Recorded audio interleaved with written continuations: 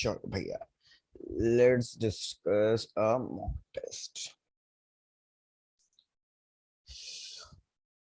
यार सबसे पहला क्वेश्चन वेक्टर्स का। क्या करना है, हमें दो वेक्टर्स गिवन है। Vector A is equals to I cap plus J cap, और वेक्टर बी गिवन है I cap minus J cap. Question कह रहा है find the angle between this two vectors. चलो ट्राई करो, find the angle between this two vectors.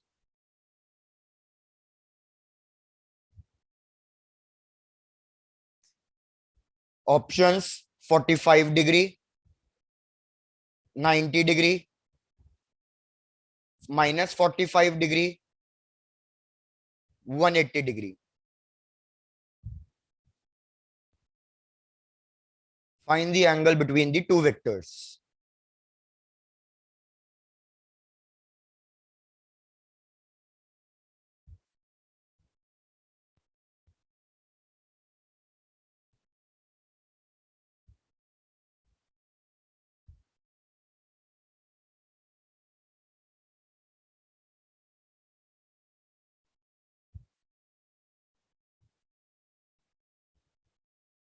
यार कैसे calculate करोगे angle between the two vectors?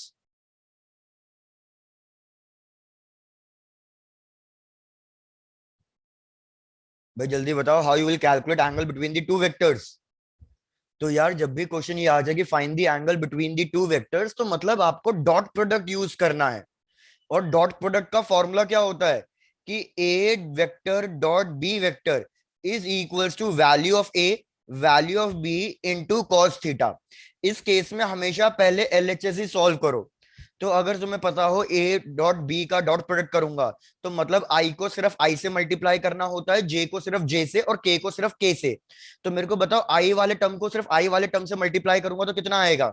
यहाँ पे वन है, यहाँ पे भी वन है, तो वन इंटू वन कितना आ जाएगा? वन। फिर यहाँ पे प्लस 1, यहाँ पे -1, इन दोनों को मल्टीप्लाई करूंगा तो कितना आएगा? -1। आरएचएस सॉल्व करने की जरूरत ही नहीं है।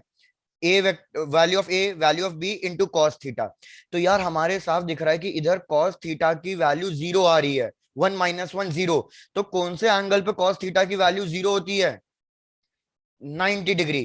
तो हमारे पास ऑप्शन आ गया correct answer, that is B, 90 degree. Done sir. Done, good Rohit. भैया आओ नेक्स्ट क्वेश्चन ट्राई करो। बढ़ो आगे नेक्स्ट क्वेश्चन पे। Yes sir. डन। चलो नेक्स्ट क्वेश्चन। यार नेक्स्ट क्वेश्चन क्या कह रहा है कि एक पैसेंजर है जो ट्रैवल कर रहा है किसी एक ट्रेन में, और वो एक बॉल ड्रॉप कर रहा है। इधर देख लो चीजें क्या हो रही है कि यार सपोज ये एक ट्रेन है, और इस ट्रेन से एक पैसेंजर एक बॉल को ड्रॉप कर रहा है। ये ट्रेन मूव कर रही है आगे की तरफ विद सम एक्सेलरेशन ए। भैया ये ट्रेन आगे मूव कर रही है विद सम एक्सेलरेशन ए। यहाँ पे एक पैसेंजर ने एक बॉल को ड्रॉप किया है। तो अगर इस बॉल को ड्रॉप किया है, तो आपको बताना है कि ये बॉल किस टाइप से मूव करेगी। ऑप्शंस देख लो। फर्स्ट ऑप्शन कि भैया ये बॉल एक वर्टिकल पाथ, मतलब स्ट्रेट नीचे गिर जाएगी। ये बॉल एक वर्टिकल पाथ लेगी, लेकिन जिसकी एक्सेलरेशन होगी with an acceleration is equals to √g² plus a²। Second option कि भैया ये एक वर्टिकल पाथ लेगी, लेकिन जिसकी एक्सेलरेशन होगी √g² minus a²। Third option कि ये एक पैराबोलिक पाथ लेगी, जिसकी एक्सेलरेशन होगी हमारे पास g के बराबर। और लास्ट ऑप्शन कि ये एक पैराबोलिक पाथ लेगी जिसकी एक्सेलरेशन होगी, net acceleration, √g² plus a²। Check कर लो पहले पूरा क्वेश्चन क्लियर है या क्वेश्चन रिपीट करना है।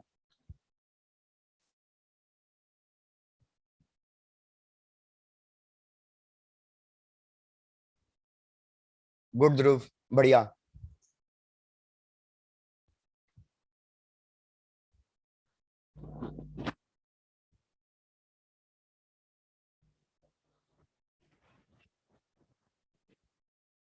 भैया बाकी लोगों के आंसर्स।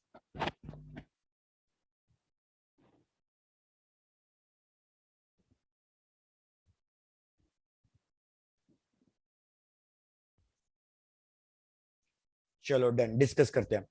यार ड्यू टू इनर्शिया मैंने आपको बता रखा है कि अगर हम किसी भी मूविंग ऑब्जेक्ट से कोई चीज फेंकते हैं तो उसकी वेलोसिटी या उसकी एक्सेलरेशन भी सेम हो जाती है। जैसे इस तरीके का कॉन्सेप्ट देखो कि अगर मैं किसी चीज को बस ड्रॉप कर रहा हूं तो इसकी इनिशियल स्पीड कितनी होगी, इनिशियल वेलोसिटी, इसकी इनिशियल वेलोसिटी 0 होती है जब हम किसी चीज को ड्रॉप करते हैं।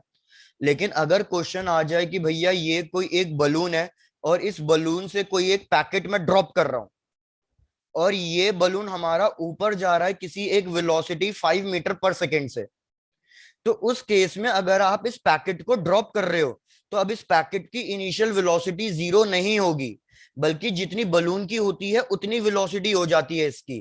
तो इसकी वेलोसिटी कितनी होगी अब की बार, 5 मीटर पर सेकेंड। बलून ऊपर जा रहा है तो इसकी वेलोसिटी भी कितनी होगी, ऊपर की तरफ 5 मीटर पर सेकेंड होगी।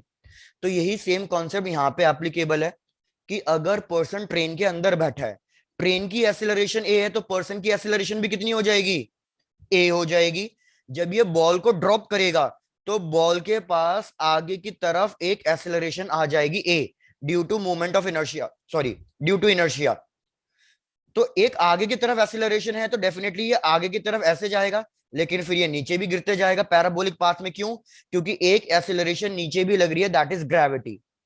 तो आपको दिख गया कि यार दो एक्सेलरेशन लग रही है और इन दोनों के बीच में 90 डिग्री का एंगल है।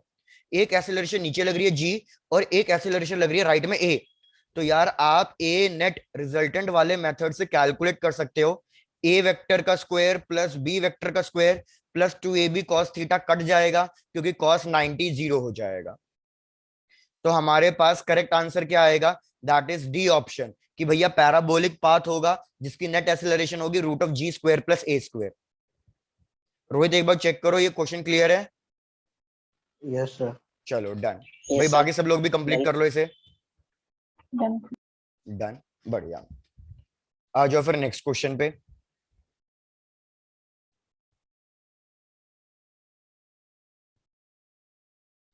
भाई next question units and dimensions का है।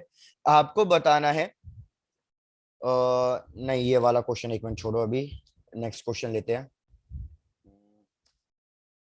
कहाँ गया, इस वाले क्वेश्चन को अभी थोड़ा इस पे डालता हूँ क्योंकि यूनिट्स एंड डायमेंशंस का इसको पूरा सॉल्व करना पड़ेगा डायमेंशन मेथड से, तो बहुत लंबा हो जाएगा ये। चलो आ जाओ नेक्स्ट क्वेश्चन।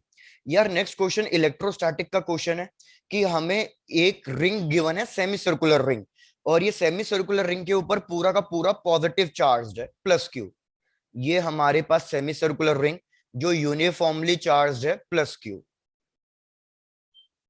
आपको क्या बताना है, what will be the net electric field due to this ring at the centre point.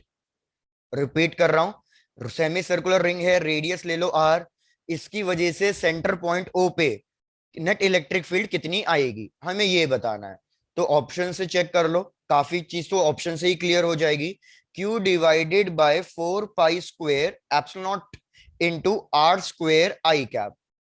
Option B, Q divided by 4 pi square epsilon naught R square j cap. Option C, यही same, Q divided by 2 pi square epsilon naught R square j cap. और option D कि भाई ये हो जाएगा Q divided by 2 pi epsilon naught R square pi square, और ये हो जाएगा जे कैप। चलो चेक करो कौन सा आंसर करेक्ट है।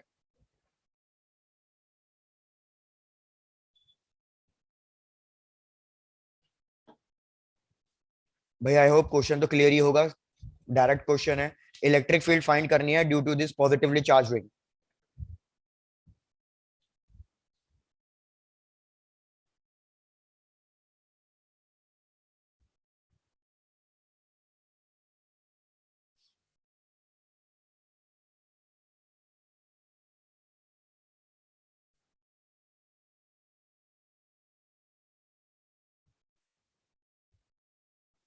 ऑप्शन ठीक है, एक बार चेक करता हूं।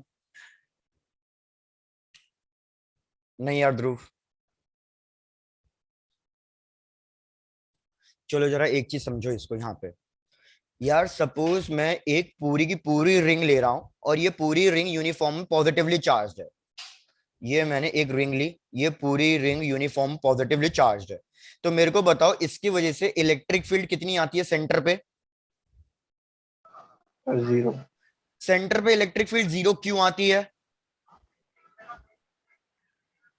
भाई इलेक्ट्रिक फील्ड सेंटर पे जीरो इसलिए आती है, ऊपर वाला पॉजिटिव चार्ज नीचे रिपेल करेगा, नीचे वाला पॉजिटिव चार्ज ऊपर रिपेल करेगा। ऐसे ही हर एक चार्ज के लिए इक्वल एंड अपोजिट कंपोनेंट आते चले जाएंगे।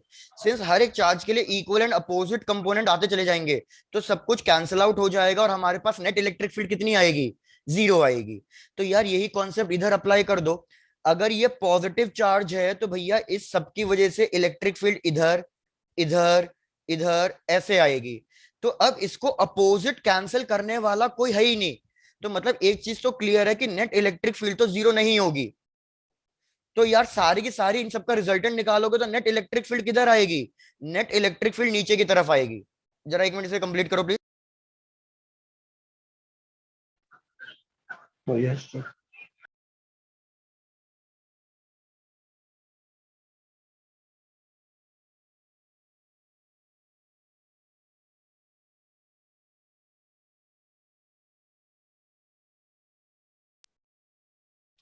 तो यार एक चीज तो क्लियर है कि नेट इलेक्ट्रिक फील्ड जो आएगी वो माइनस जे कैप में आएगी, तो डाउनवर्ड्स आ रही है। तो जिस जिस ऑप्शन में प्लस वाला गिवन है वो तो एलिमिनेट ही कर दो ना। इस वाले में प्लस गिवन है, इस वाले में प्लस गिवन है, इस वाले में प्लस गिवन है। तो मेरे को बताओ कुछ कैलकुलेट करने के लिए रह गया? भैया करेक्ट ऑप्शन कौन सा हो जाएगा? Option C. Sir C. बिल्कुल। यार अगर आपको याद हो, वैसे भी जब मैंने आपको इलेक्ट्रोस्टैटिक्स पढ़ाया था तो मैंने आपको ये नहीं बोला था कि सेमी सर्कुलर रिंग के लिए इलेक्ट्रिक फील्ड कैलकुलेट कैसे करेंगे? भैया इसके लिए लिमिट, ये बिल्कुल एक इनफाइनाइट वायर की तरह एक्ट करेगी। क्योंकि इसका जो थीटा वन और थीटा टू की वैल्यू आएगी वो कितनी आएगी? 90 आएगी। किसी को कुछ याद आ रहा है ये वाला टर्म? नहीं, छोड़ दो भैया, कोई बात नहीं। आप सिर्फ इतना ही नोट डाउन कर लो कि इसकी वजह से नेट इलेक्ट्रिक फील्ड डाउनवर्ड्स आएगी, तो माइनस में आनी चाहिए, और माइनस में एक ही ऑप्शन गिवन है।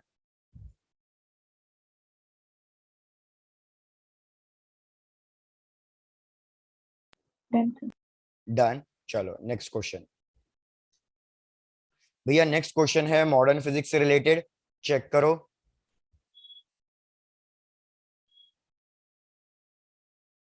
भैया नेक्स्ट क्वेश्चन कह रहा है कि when an electron in an hydrogen atom is excited from fourth to fifth stationary orbit. भैया हमने एक इलेक्ट्रॉन लिया हाइड्रोजन एटम का और उसको फोर्थ ऑर्बिट से हम मूव करा रहे हैं फिफ्थ ऑर्बिट पे। तो जब हम उसको फोर्थ ऑर्बिट से फिफ्थ ऑर्बिट में मूव करा रहे हैं तो हमें फाइंड करना है what will be the change in its angular momentum. भैया क्वेश्चन रिपीट, एक इलेक्ट्रॉन को फोर्थ ऑर्बिट से फिफ्थ ऑर्बिट में ट्रांजिट करा दिया है, एक्साइटेड स्टेट में पहुंचा दिया है, तो उसका एंगुलर मोमेंटम चेंज होगा। हमें यही कैलकुलेट करना है कि what will be its angular momentum, change in angular momentum. Question में प्लैंक कांस्टेंट की वैल्यू गिवन है और वो हमें पता ही है 6.634 इंटू 10⁻³ जूल सेकेंड। चलो ऑप्शंस दे रहा हूं, try to match with the options. पहला ऑप्शन गिवन है 4.16 into 10⁻³ joule second. Second option 3.32 into 10⁻³ joule second. Third option 1.05 into 10⁻³ joule second. और last option 2.08 into 10⁻³ joule second. चलो try to solve it. Change in angular momentum of an electron.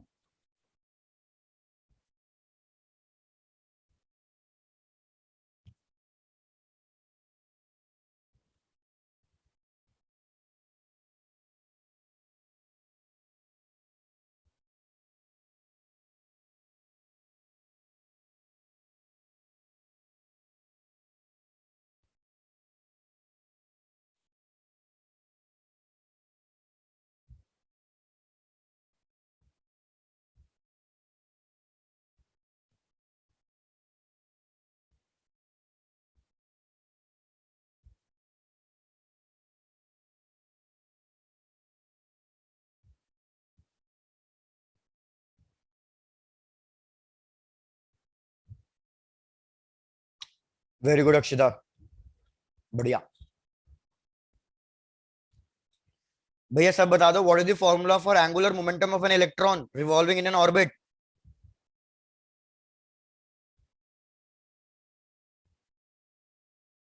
भाई किसी को formulas ही याद नहीं आ जाता बच्चों, कैसे एग्जाम के लिए प्रिपेयर कर रहे हो तुम लोग?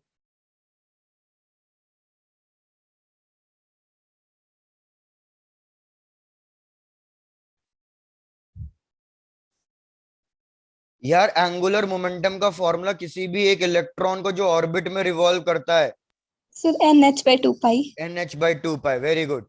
तो यार मेरे को चेंज इन मोमेंटम फाइंड करना है, एंगुलर मोमेंटम, तो ये हो जाएगा L2 माइनस L1, मतलब हमारा N5H/2 पाई माइनस N4H/2 पाई, मतलब n की वैल्यू रखनी है तो 5 और 4। तो बस यार अल्टीमेटली क्या बचा, H/2 पाई तो कॉमन ही आ गया, यहाँ पे n की वैल्यू 5 होगी, फिफ्थ ऑर्बिट में है, माइनस फोर्थ ऑर्बिट से लेके आए हैं तो n की वैल्यू 4, 5 - 1 5 - 4 1 हो गया। तो बस बेसिकली मेरे को H/2 पाई की वैल्यू फाइंड करनी थी और कुछ नहीं करना था। तो यार H/2 पाई की वैल्यू फाइंड कर लोगे तो आंसर मैच कर जाएगा। करेक्ट आंसर जो आ रहा है दैट इज ऑप्शन सी। कैसे डायरेक्ट कैलकुलेट करना था इसमें कोई दिमाग भी नहीं था यार। 6.6 इंटू 10⁻⁻34 2 पाई, 2 पाई की वैल्यू भी तो 3.14 इंटू 2 हो जाएगी, तो ये हो जाएगा 6.2 समथिंग। तो यार डायरेक्टली कट करोगे तो मतलब 1 पॉइंट अप्रोक्सीमेटली समथिंग आना चाहिए, तो 1 में तो आंसर एक ही गिवन है। Yes, sir. बिल्कुल। कंप्लीट करो फिर नेक्स्ट क्वेश्चन। Done. डन। चलो फिर नेक्स्ट क्वेश्चन पे आ जाते हैं। भाई नेक्स्ट क्वेश्चन हमें गिवन है सेमीकंडक्टर्स का, चेक करते हैं।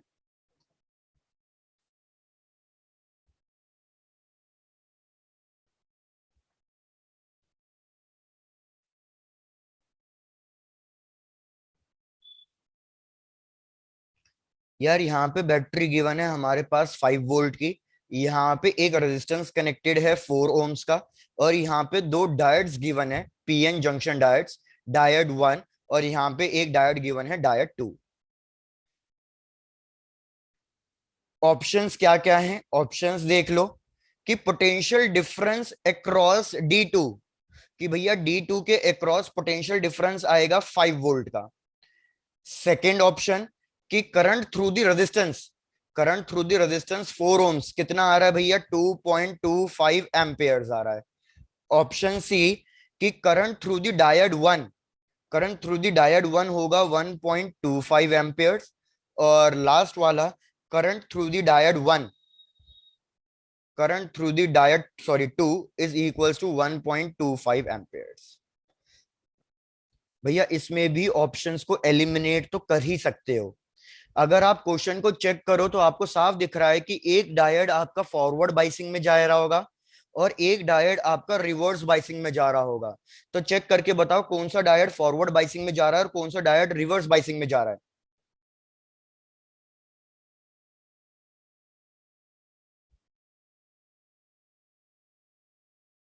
भाई कौन सा डायोड फॉरवर्ड बाइसिंग है, कौन सा डायोड रिवर्स बाइसिंग है?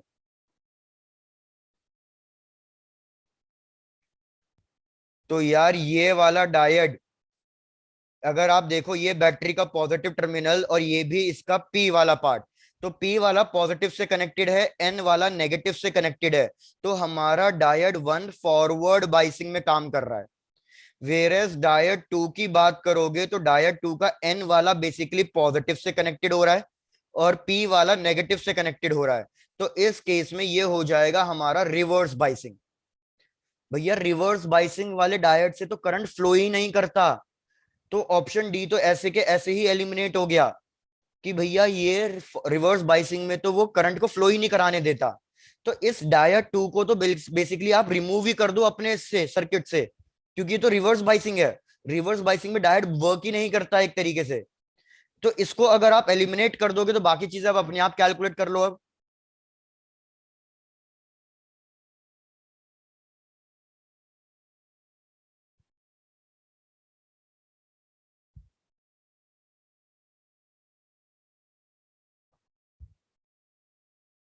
2 मिनट दे रहा हूं, ट्राई करो।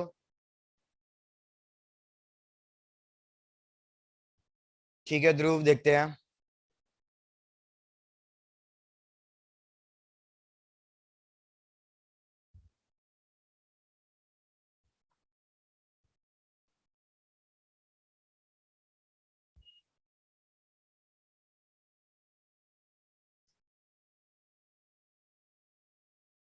गुड भाई गुड। अभी और महक आपका आंसर सही है, चेक करो भाई इस चीज को क्या कर रहा हूं मैं। यार मैंने आपको बोला डायड 1 हमारा फॉरवर्ड बाइसिंग में है। फॉरवर्ड बाइसिंग है तो मतलब इसका रेजिस्टेंस कितना हो जाएगा, ऑलमोस्ट जीरो। वेरेस डायड 2 हमारा रिवर्स बाइसिंग में है तो इसका रेजिस्टेंस इनफाइनाइट हो जाता है, इससे कोई करंट फ्लो नहीं करता। तो भैया इसलिए इसको सर्किट से रिमूव कर दिया। तो हमारे पास अब डायग्राम बेसिकली क्या बन गया, हमारे पास डायग्राम बन गया कि एक रेजिस्टेंस है और एक डायोड है बस, और ये बैटरी से कनेक्टेड है 5 वोल्ट की। बस हमारा अब यही डायग्राम हो गया, रह गया है बस। तो यार एक चीज बताओ, इसका रेजिस्टेंस तो ऑलमोस्ट जीरो है, इसका रेजिस्टेंस 4 ओम्स है, तो आर इक्विवेलेंट कितना आ जाएगा, आर इक्विवेलेंट 4 ओम्स ही आएगा। बैटरी का वोल्टेज पता है 5 वोल्ट, क्या इस बैटरी से कितना करंट फ्लो कर रहा होगा ये कैलकुलेट नहीं कर सकते? तो भैया करंट की वैल्यू क्या हो जाएगी, V बाय आर, V की value 5 divided by 4, 5 divided by 4 करोगे तो कितना आता है, 1.25 एम्पियर्स आता है। और ऊपर से ये एक सीरीज कनेक्शन है, तो भैया 1.25 एम्पियर्स इस 4 ओम्स वाले से भी पास करेगा और इस डायोड वाले से भी पास करेगा 1.25 एम्पियर्स। तो चेक करो कौन सा ऑप्शन करेक्ट आ रहा है, ये गलत हो ऑप्शन गया। सी। बिल्कुल ये गलत हो गया, ऑप्शन सी करेक्ट है कि current through the diode 1 is 1.25 amperes. Done sir. Done, चलो नेक्स्ट क्वेश्चन। भाई नेक्स्ट क्वेश्चन है ऑल्टरनेटिंग करंट से। चेक करो, क्वेश्चन कह रहा है कि यार हमारे पास एक एल आर सर्किट है, इंडक्टर और रेजिस्टेंस का सर्किट है, और इसमें एसी सोर्स का वोल्टेज हमें गिवन है कि एसी सोर्स का वोल्टेज है 220 volt. The potential difference across inductor, potential difference across inductor given है 176 वोल्ट, और हमें पोटेंशियल डिफरेंस अक्रॉस रेजिस्टेंस बताना है कि भैया अक्रॉस रेजिस्टेंस कितना आएगा। बिल्कुल सिंपल सा क्वेश्चन है। फर्स्ट ऑप्शन है कि भैया 220 में से 176 माइनस कर देंगे तो जो रिमेनिंग होगा वो रेजिस्टेंस पे जाएगा। सेकेंड ऑप्शन है कि 220 में 176 प्लस कर दो तो हमें उसका वोल्टेज मिल जाएगा। थर्ड ऑप्शन कह रहा है कि स्क्वायर रूट ऑफ 220 इंटू 176। और लास्ट ऑप्शन कि भैया इसमें क्या करो, 220 का स्क्वायर माइनस 176 का स्क्वायर कर दो।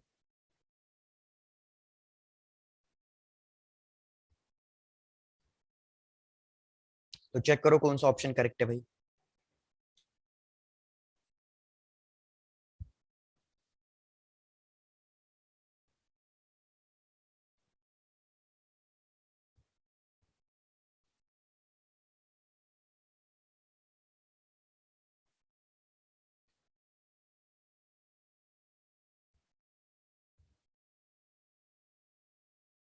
यार इसमें सॉल्व नहीं करना, ये डायरेक्ट क्वेश्चन है, कहीं सॉल्व करने लग जाओ आप। डायरेक्ट क्वेश्चन है ये। गुड ध्रुव, अरे बढ़िया। यार सपोज अगर मैं दो रेजिस्टेंस लेता और उसको बैटरी से कनेक्ट करता 220 की से, और मैं कहता यहाँ पे 176 है, तो फिर पता है इसका आंसर क्या होता है, दूसरे वाले का आंसर होता 120 और 220 माइनस 176। क्यों? क्योंकि यार दोनों रेजिस्टेंस का वोल्टेज सेम फेज में होता, सेम फेज में। लेकिन ये पता है हमें कि इंडक्टर का और रेजिस्टेंस का जो वोल्टेज है वो सेम फेज में नहीं होता, तो ऑप्शन ए तो एलिमिनेट कर दो। जब मैं पूरी बैटरी का वोल्टेज 220 दे रहा हूं तो किसी भी एलिमेंट पे वोल्टेज 220 से ज्यादा हो ही नहीं सकता। भाई आई रिपीट, अगर पूरी बैटरी का वोल्टेज 220 है तो किसी भी एलिमेंट पे भैया वोल्टेज 220 से ज्यादा हो ही नहीं सकता, तो फिर भैया ये ऑप्शन बी भी एलिमिनेट हो गया। सिमिलरली आप चाहे तो ऑप्शन सी भी एलिमिनेट कर सकते थे, लेकिन एक बार मेथड देख लो, अगर किसी को ऑल्टरनेटिंग करंट याद है तो, कि भैया हमारा अगर वोल्टेज वी आर मैं यहां ड्रॉ कर रहा हूं तो करंट भी इसी के ऊपर आएगा। इंडक्टर के केस में करंट लीड करता है या लैग करता है? इंडक्टर के केस में भैया याद रखना करंट हमारा लैग करता है, तो हमारा जो वी एल होगा वो करंट के आगे बनना चाहिए 90 डिग्री के एंगल पे। तो यार हमें दिख रहा है दो वेक्टर क्वांटिटीज 90 डिग्री के एंगल पे एक्ट कर रही है, तो नेट रिजल्टेंट कैसे निकाला जाता है, भैया नेट रिजल्टेंट रिजल्टेंट वाले मेथड से निकालेंगे तो 2ab cos थीटा वाला टर्म कैंसल आउट हो जाएगा और हमें बाकी चीजें मिल जाएगी। तो correct option will be option D. एक बार चेक करके बता दो किसी को इसमें कोई डाउट है या क्लियर है? पाइथागोरस थ्योरम से कैलकुलेट किया है मैंने, रिजल्टेंट वाले की जगह पाइथागोरस थ्योरम से कैलकुलेट किया है। ये वीएल का परपेंडिकुलर, ई नेट मेरे को पता है दैट इज 220 और उसमें से मैंने वी आर की वैल्यू निकाल ली है। डायरेक्ट क्वेश्चन था। चलो नेक्स्ट क्वेश्चन पे आते हैं। Done sir. डन, बढ़िया। भाई नेक्स्ट क्वेश्चन भी थोड़ा थोड़ा देखा जाए तो सिंपल क्वेश्चन ही है। क्वेश्चन क्या कह रहा है कि हमारे पास एक चार्ज पार्टिकल है और उस चार्ज पार्टिकल की वैल्यू गिवन है Q और इसका मास हमें गिवन है, इस चार्ज पार्टिकल का मास है M। इसको हमने एक यूनिफॉर्म इलेक्ट्रिक फील्ड के अंदर प्लेस कर दिया है, placed in an uniform electric field. तो अगर इसको हमने एक यूनिफॉर्म इलेक्ट्रिक फील्ड के अंदर प्लेस कर दिया है तो क्वेश्चन कह रहा है कि भैया find its kinetic energy after time t। Kinetic energy after time t। First option QET by 2m, second option QE square t square by 2m, third option 2m divided by q square e square t square और last option q square e square t square divided by 2m।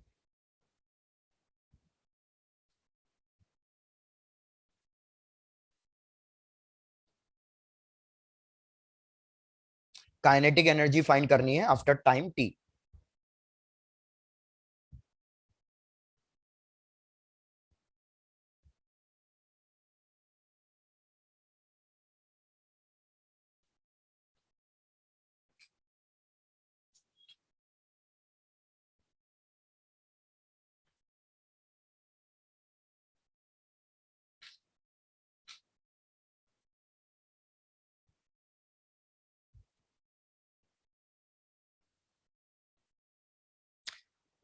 भाई महक very good, बढ़िया response.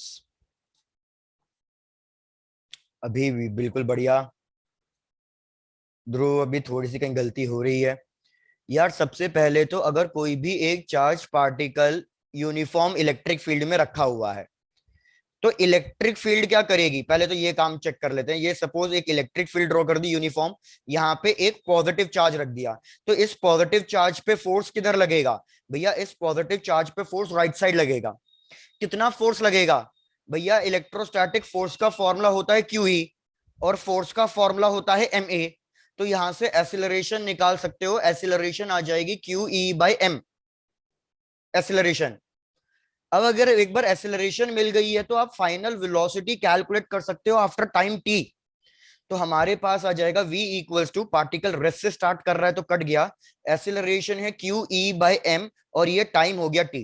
बस यार final velocity मिल गया तो kinetic energy calculate करने में कोई दिक्कत ही नहीं आएगी। काइनेटिक एनर्जी का फॉर्मूला हाफ mv²। तो यहाँ पे लिख दो भैया half mass as it is velocity का स्क्वायर। तो ये बन जाएगा Q square E square T square divided by m का स्क्वायर। एक m से एक m कटा तो फाइनल आंसर आ गया Q square E square T square divided bye 2m। तो इस हिसाब से अगर ऑप्शन मैच करूं तो कौन सा ऑप्शन सही जा रहा है? That is option D, Q square E square T square by 2m।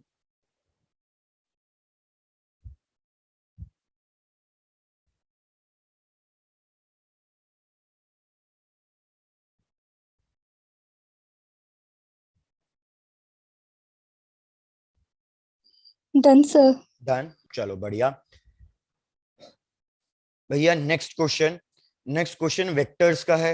Most probably आप कर लोगे यार। चेक करो क्वेश्चन क्या है। क्वेश्चन कह रहा है कि यार rain is falling vertically downwards, कि भैया बारिश गिर रही है वर्टिकली डाउनवर्ड्स और हमें इसकी स्पीड गिवन है कि कितनी स्पीड से गिर रही है। ये 4 किलोमीटर पर आवर की स्पीड से ये बारिश नीचे गिर रही है। एक पर्सन है, मैन है, वो चल रहा है आगे, वॉक्स कितनी स्पीड से चल रहा है भैया? 3 किलोमीटर पर आवर की स्पीड से चल रहा है। आपको क्या कैलकुलेट करके बताना है rain drops will fall on the man with a velocity of, rain drops मतलब एक तरीके से रिजल्टेंट वेलोसिटी बताना है, rain drops will fall on the man with a velocity of,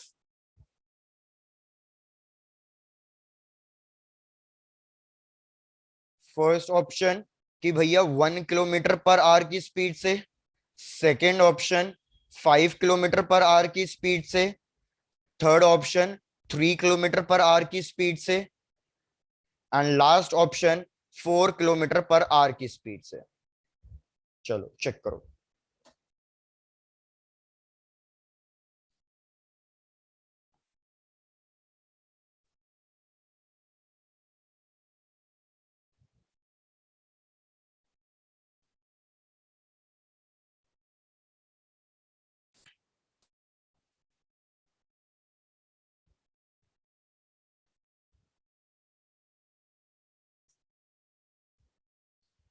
भाई एक ही का आंसर आया, बाकी लोग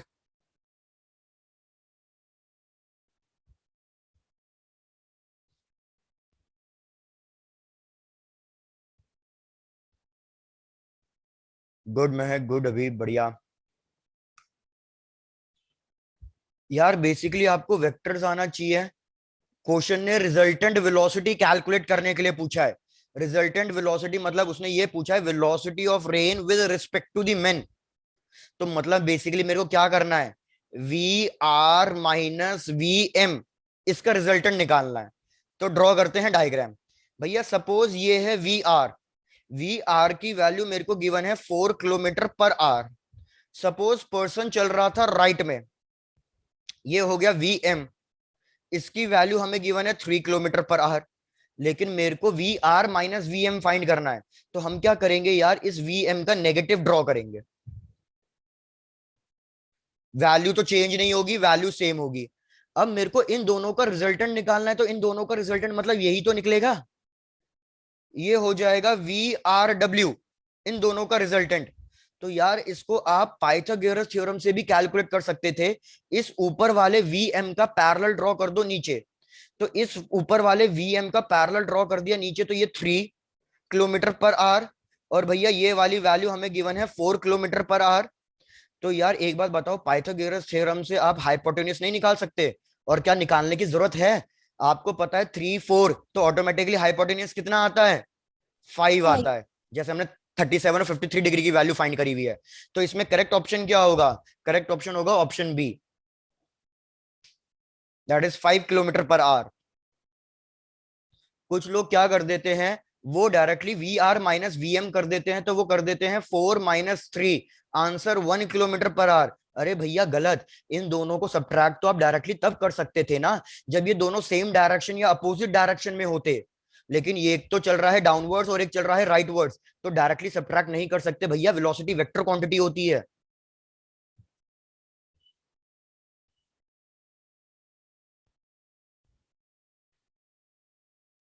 Clear, sir. क्लियर, चलो डन।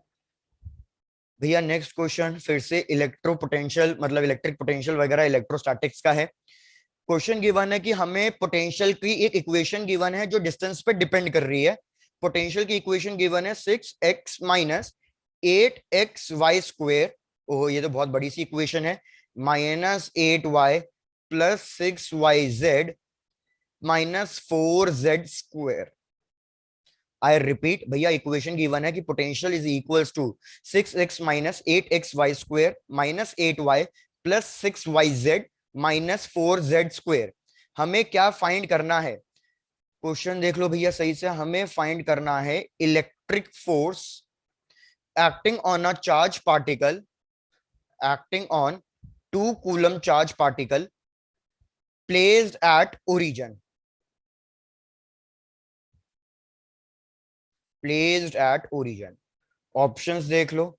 ऑप्शन है 2 न्यूटन, सेकेंड ऑप्शन है 6 न्यूटन, थर्ड ऑप्शन है 8 न्यूटन, और लास्ट ऑप्शन है भैया हमारे पास 20 न्यूटन। चलो भैया try to calculate. Electric force calculate करना है on a charge particle of 2 Coulomb's.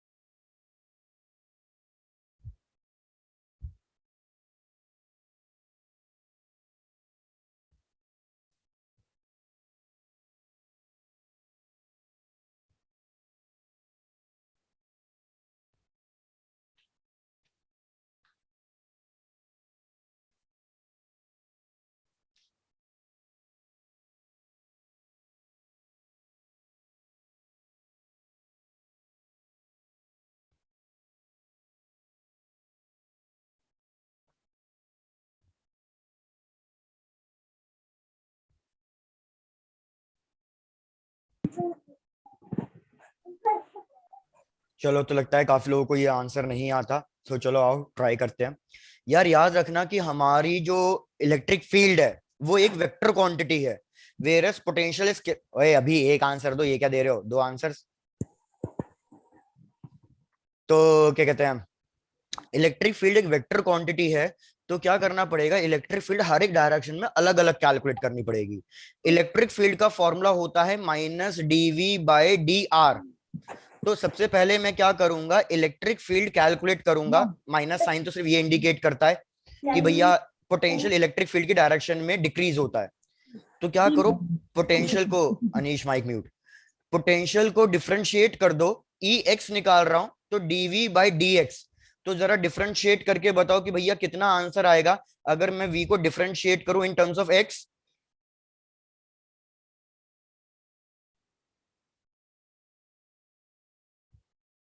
भाई जल्दी बता दो, अगर मैं इसको डिफरेंशिएट करूं इन टर्म्स ऑफ x तो कितना आएगा। तो चेक करते हैं। भैया सबसे पहले इधर देखो, 8y वाला टर्म, इसमें तो x है ही नहीं, कट गया। इसमें भी x नहीं है, कट गया। इसमें भी x नहीं है, कट गए। ये लास्ट के 3 टर्म्स तो कट ही गए, क्योंकि इसमें x का कोई टर्म ही नहीं है, तो डिफरेंशिएट कहां से होगा। तो अगर मैं 6x को डिफरेंशिएट करूंगा तो मेरे पास कितना आएगा, भैया 6 आएगा। -8xy² को डिफरेंशिएट करूंगा तो मेरे पास कितना आएगा, -8y² आएगा। पहले प्लीज यहां तक चेक कर लो। तो इसको सिंप्लीफाई करके लिख दिया मैंने 8y² - 6। क्या पहले वाले में कोई डाउट है। फिर ई वाई कैलकुलेट करोगे तो इसको डिफरेंशिएट करोगे वाई के टर्म्स में। अब कौन कौन से टर्म कैंसिल आउट हो रहे हैं, इसमें वाई का टर्म नहीं है, इसमें वाई का टर्म नहीं है, तो ये लास्ट के और पहले टर्म कैंसिल आउट हो जाएगा। तो अब हमें डिफरेंशिएट करेंगे सेकंड टर्म को। तो मेरे पास सेकंड टर्म को डिफरेंशिएट करने पे क्या आएगा, भैया ये आ जाएगा 16x। इसको डिफरेंशिएट करूंगा तो, इसको डिफरेंशिएट करूंगा तो आएगा -8। उसके बाद इसको डिफरेंशिएट करूंगा तो आएगा 6z। इसको भी सिंप्लीफाई कर दो तो हमारे पास आ जाएगा 16x + 8 plus -6z। Equation 1 equation 2। पहले सब लोग प्लीज यहां तक चेक करके बता दो, किसी को इक्वेशन 1 इक्वेशन 2 में कोई डाउट है।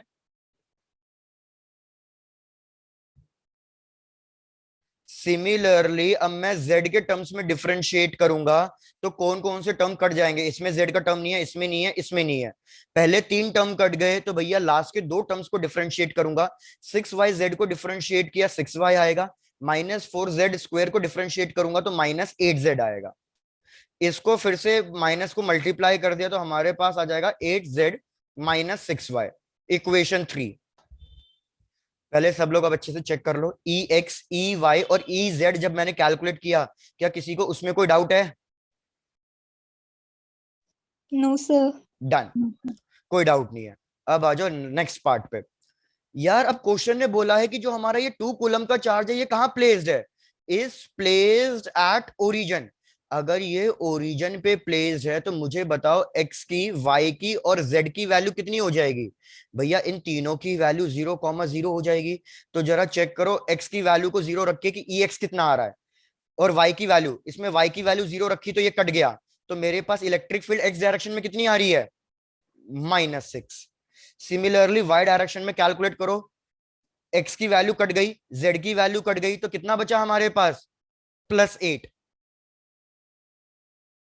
फिर EZ कैलकुलेट करके देखो, EZ कितना आ रहा है, भैया EZ के अंदर 8z और 6y। तो भैया इधर z की वैल्यू भी 0, 6y की वैल्यू भी 0, तो सब कुछ ही कट गया। तो इलेक्ट्रिक फील्ड z डायरेक्शन में 0 आ रही है। अब मेरे पास 2 इलेक्ट्रिक फील्ड आ रही है, एक आ रही है -6 x डायरेक्शन में और एक आ रही है +8 y डायरेक्शन में। तो भैया इसका रिजल्टेंट निकाल दो नेट इलेक्ट्रिक फील्ड कैलकुलेट करने के लिए। इन दोनों के बीच में एंगल 90 डिग्री है। फिर से 2ab cos theta term cut जाएगा तो हमारे पास आएगा बस ex² + ey²। बाकी जो टर्म है वो कट गया है 0। तो ex की वैल्यू 6 का स्क्वायर + 8 का स्क्वायर। भैया इसको सॉल्व करो, चेक करके बताओ कितना आंसर आएगा। इसका आंसर आ जाएगा 36 + 64, √100 एंड √100 मीन्स 10। तो चेक करो कौन से ऑप्शन में 10 गिवन है। थोड़ा सा लेंथी हो गया आई नो भैया, 10 तो कोई से भी ऑप्शन में गिवन नहीं है। एक मिनट चेक करने दो, मैंने ऑप्शन सही दिए हैं। 2 न्यूटन, 6 न्यूटन, 8 न्यूटन, 20 न्यूटन। भैया लेकिन आंसर आ रहा है 10 न्यूटन। सर 20 है गेस। अच्छा ठीक है ठीक है, फोर्स कैलकुलेट करना है ना, ठीक है मेरी गलती। फोर्स कैलकुलेट करना है तो ई नेट की वैल्यू मिली है 10, तो फोर्स का फॉर्मूला Q इंटू ई, तो Q की वैल्यू 2 थी, इलेक्ट्रिक फील्ड की वैल्यू 10 थी, तो हमारे पास आ जाएगा 20 न्यूटन। तो correct option will be D, 20 Newton force find करना था। स्टेप्स चेक कर लो, इस क्वेश्चन को अच्छे से देख लो, इस क्वेश्चन में कोई डाउट तो नहीं है किसी को?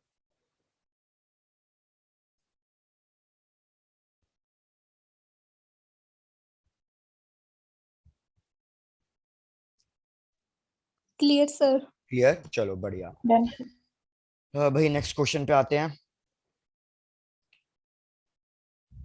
चलो नेक्स्ट क्वेश्चन मैग्नेटिक इफेक्ट्स का है। क्वेश्चन कह रहा है कि हमारे पास दो आइडेंटिकल वायर्स हैं ए एंड बी। भैया क्वेश्चन ध्यान से सुनना, ये आपका एक तरीके का जैसे एनसीईआरटी क्वेश्चन ही है कि हमारे पास दो आइडेंटिकल वायर्स हैं ए एंड बी, मतलब इन दोनों की जो लेंथ है वो सेम है और इनमें सेम करंट कैरी कर रहा है। सेम लेंथ सेम करंट, तो आपको जो लेंथ अज्यूम करनी है वो करना, जो करंट अज्यूम करना है वो करंट अज्यूम करना। Same length same current, current की वैल्यू गिवन है आई, लेंथ की वैल्यू ले लो एल। क्वेश्चन क्या कह रहा है, अब हमने वायर ए को क्या किया, मैंने वायर ए को बेंड किया और इसको बेंड करा के हमने एक सर्कल में कन्वर्ट करा दिया है of radius R. Whereas wire B को मैंने बेंड कराया और फॉर्म कर दिया है एक स्क्वायर ऑफ साइड ए। पहले प्लीज यहां तक चेक करो, यहां तक क्वेश्चन क्लियर है या नहीं। मेरे पास दो वायर्स है identical, same length same current, मैंने पहली वाली वायर को बेंड किया, फोल्ड किया और एक सर्कल बना दिया। दूसरी वाली वायर को बेंड किया, स्क्वायर बना दिया साइड ए का, सर्कल रेडियस आर का। मेरे को क्या फाइंड करना है भैया, find the ratio of magnetic field at the centre point of the circle and at the centre point of the circle and centre point of the square. इन दोनों का रेशियो फाइंड करके बताना है आंसर कितना आएगा। एक बार अच्छे से चेक कर लो प्लीज, सबको क्वेश्चन क्लियर है? ऑप्शंस दे रहा हूं, ऑप्शन है हमारे पास, first option pi square by 8, second option given है pi square by 8√2, third option है पाई स्क्वेयर बाय 16 और लास्ट ऑप्शन है पाई स्क्वेयर बाय 16√2। चलो ट्राई टू कैलकुलेट।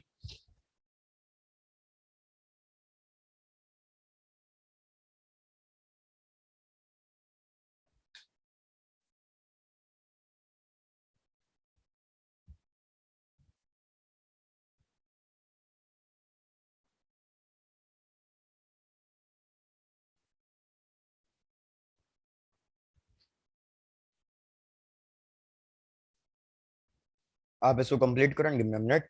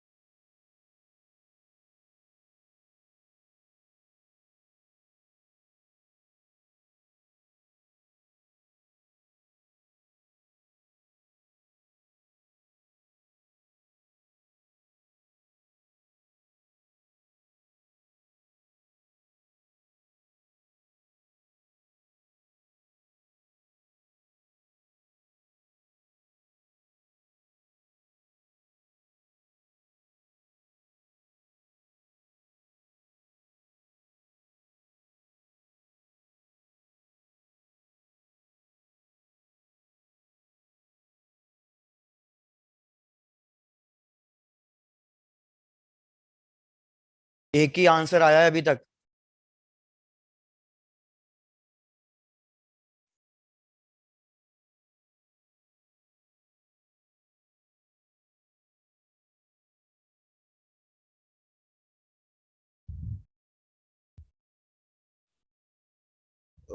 ये ठीक है भाई, चेक करते हैं ये वाला आंसर।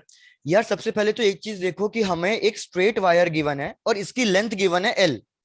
अगर इस स्ट्रेट वायर को मैं कन्वर्ट कर रहा हूं किसी एक सर्कल में, तो मेरे को बताओ इस सर्कल का सरकमफ्रेंस कैसे कैलकुलेट होगा और उसका रेडियस कैसे कैलकुलेट होगा।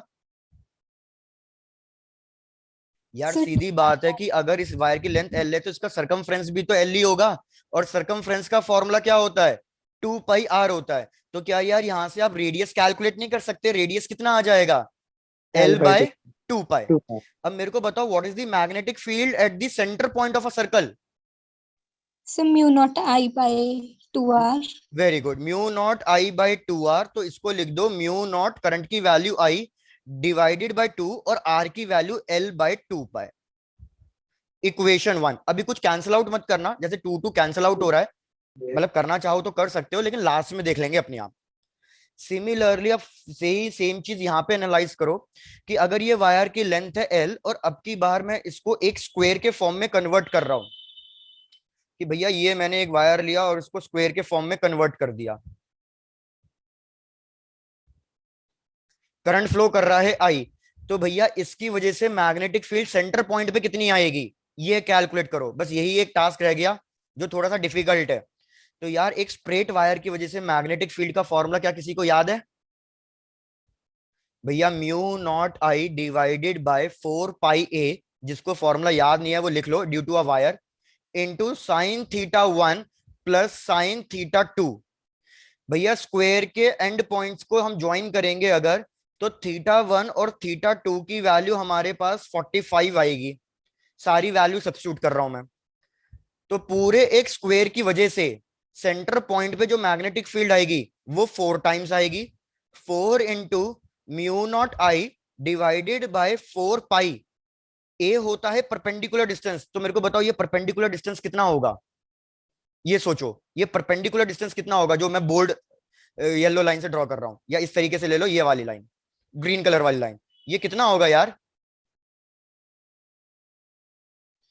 अगर पूरी वायर की लेंथ एल थी तो पूरे स्क्वायर की लेंथ कितनी हो जाएगी, पूरे स्क्वायर की एल। तो हर एक साइड कितने लेंथ की बन रही है, L/4 L/4 L/4। उसका भी आधा लेना है मेरे को, तो ये लेंथ कितनी आएगी, L/8। तो भैया ए की जगह लिखो L/8 इंटू भैया साइन 45 प्लस साइन 45, तो 2 sin 45 हो जाएगा। थोड़ा सा और सिंप्लीफाई करते हैं, तो ये हो जाएगा 8 चले जाएगा ऊपर, तो 8 into 4 into mu naught I divided by 4 pi L into 2, और साइन 45 डिग्री की वैल्यू 1/√2। अब दोनों का रेशियो ले लो यार, आंसर आ जाएगा। तो दोनों का रेशियो ले रहा हूं तो मेरे पास इसका कितना आया था, म्यू नॉट आई 2 पाई, और नीचे कितना था 2L। रेसिप्रोकेट फॉर्म में ये ऊपर चले जाएगा, 4 पाई L इंटू √2, और नीचे क्या रह जाएगा, नीचे रह जाएगा हमारे पास 8 इंटू 4 इंटू म्यू नॉट आई और 2। अब सॉल्व कर लो क्या क्या कैंसिल आउट हो रहा है। भैया म्यू नॉट आई कट गया, और कुछ एक 2 से एक 2 कट गया, एक लेंथ से एक लेंथ गई, 4 से 4 कटा। तो यार हमारे पास न्यूमरेटर में पाई स्क्वेयर आ रहा है, एक √2 आ रहा है, और एक आ रहा है 8 इंटू 2। इसको इसको कैंसिल किया तो हमारे पास √2 बचेगा। तो final answer will be pi square by 8 √2। तो चेक करो कौन सा ऑप्शन मैच कर रहा है, pi square by 8 √2, that is option B. भैया कंप्लीट करो इसको।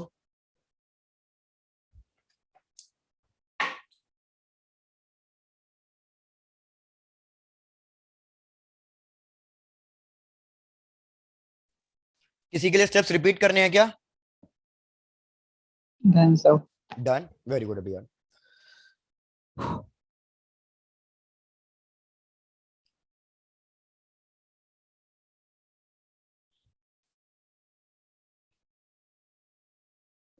ये सब तो हो जाएगा। Next question.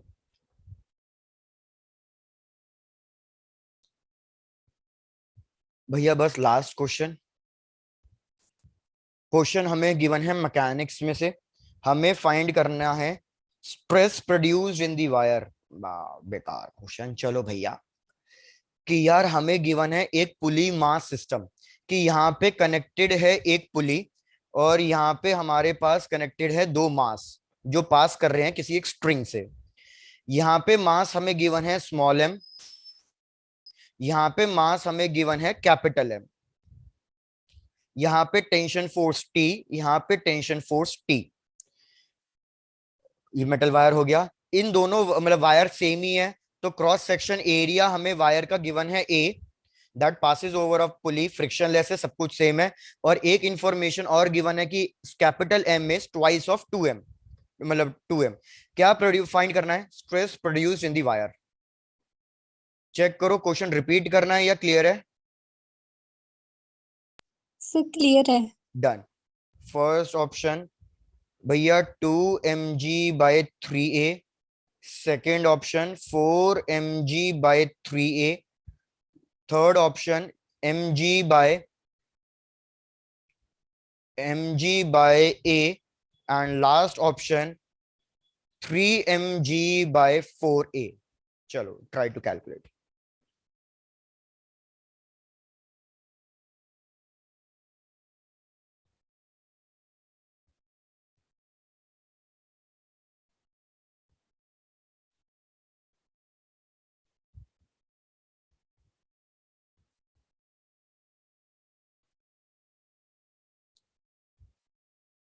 भाई लॉज ऑफ मोशन आना चाहिए, ये क्वेश्चन हो जाएगा डायरेक्ट सॉल्व आपसे।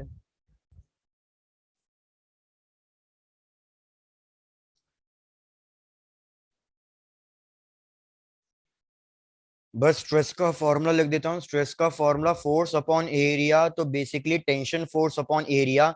मेरे को बस टेंशन फोर्स निकालना है, बाकी तो क्वेश्चन सॉल्व है।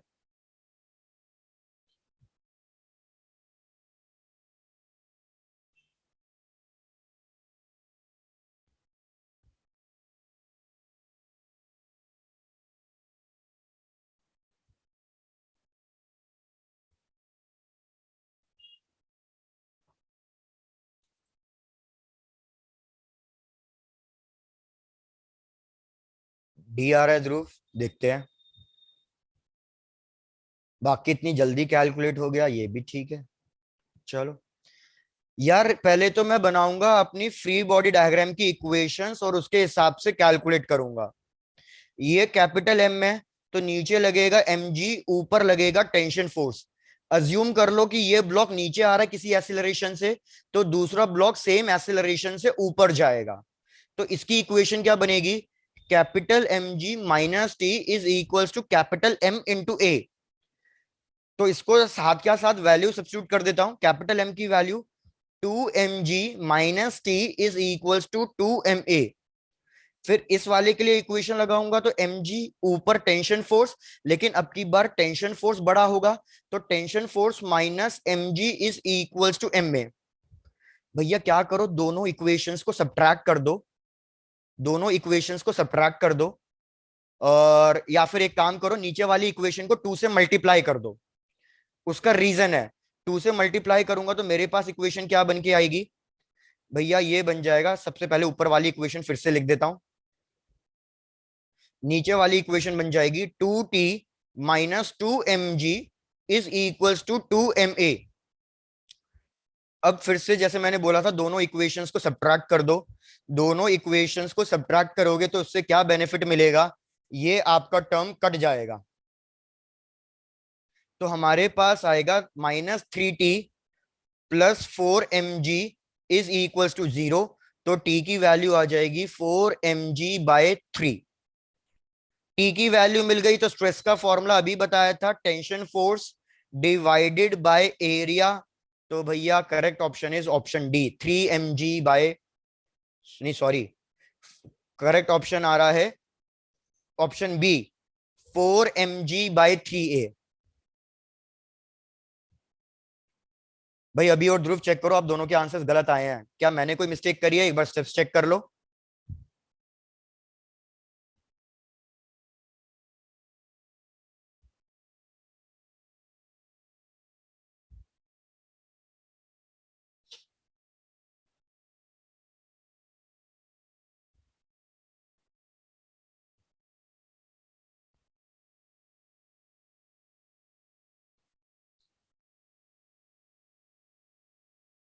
यार सबका कंप्लीट हो गया है? Yes sir. चलो भैया दैट्स इट, नेक्स्ट क्लास में डिस्कस करते हैं। इसी मॉक टेस्ट अभी खत्म नहीं हुआ है, आगे कुछ और question and the next mock test. तो भैया डन डन डन, टाटास bye bye, take care and enjoy भाई।